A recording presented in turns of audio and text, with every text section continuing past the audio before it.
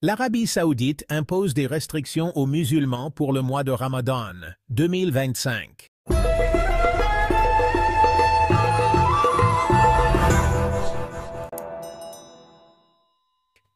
L'Arabie saoudite a annoncé cette année un ensemble de règles et de restrictions concernant la pratique du mois sacré du Ramadan dans le royaume, dont un certain nombre de règles controversées telles que la réduction des haut-parleurs des mosquées, la surveillance des fidèles souhaitant s'isoler pendant le mois 10 derniers jours, limitation des dons et interdiction de filmer ou de diffuser les prières à l'intérieur des mosquées.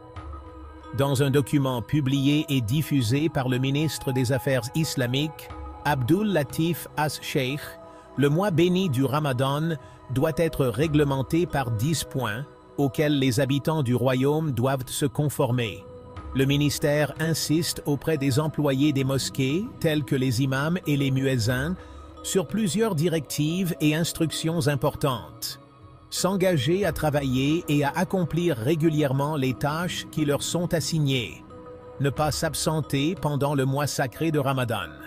Ne pas utiliser les caméras présentes dans les mosquées pour filmer l'imam et les fidèles pendant les prières. Ne pas diffuser ou retransmettre les prières sur les médias.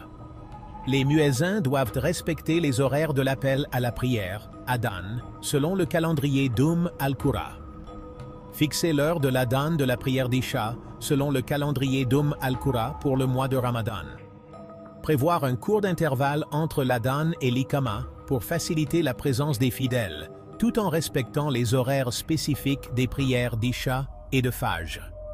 Concernant la prière de Tarawih, le ministère exhorte les imams à prendre en compte l'état des fidèles et à veiller à ce que la prière de Tahajjud durant les 10 dernières nuits de Ramadan se termine bien avant l'Adhan de Fajr.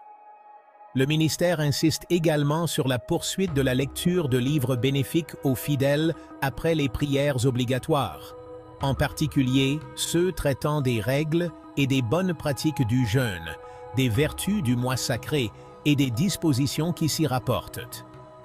Il est également souligné l'importance de ne pas collecter de dons financiers à l'intérieur des mosquées pour des projets de rupture du jeûne et encourage de verser les aumônes via les plateformes officielles et fiables. Ainsi, les fidèles ne doivent pas venir à la mosquée en compagnie de leurs petits-enfants. Enfin, le ministère appelle à sensibiliser les fidèles aux méfaits de la mendicité et à l'importance de s'en abstenir, tout en insistant sur la nécessité d'entretenir et de nettoyer les mosquées et de préparer les espaces de prière pour les femmes. Ces directives s'inscrivent dans le cadre des efforts continus du ministère saoudien des Affaires islamiques pour organiser les activités religieuses pendant le mois de Ramadan, en veillant au bon déroulement des prières et en maintenant l'ordre et la propreté dans les mosquées. Les restrictions imposées par l'Arabie saoudite ont suscité de vives réactions et de l'indignation parmi de nombreux musulmans à travers le monde. Les critiques estiment qu'il s'agit d'une nouvelle initiative du gouvernement saoudien dirigé par le prince héritier Mohammed Ben Salman, visant à réduire l'influence de l'islam dans la sphère publique.